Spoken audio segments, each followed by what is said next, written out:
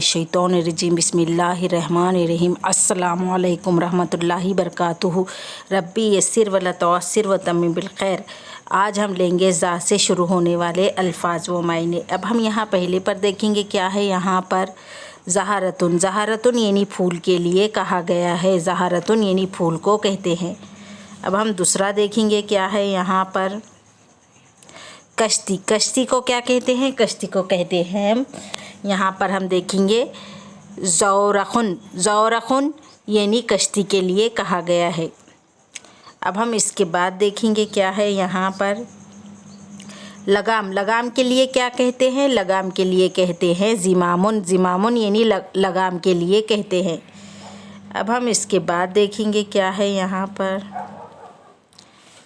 अदरक, अदरक के लिए क्या कहते हैं। अदरक के लिए कहते हैं ज़ंजबीलुन, ज़ंजबीलुन यानी अदरक के लिए कहा जाता है। आज हम यहाँ तक ही लेंगे। इसके आगे के एपिसोड में हम आपको बाद में बताएंगे।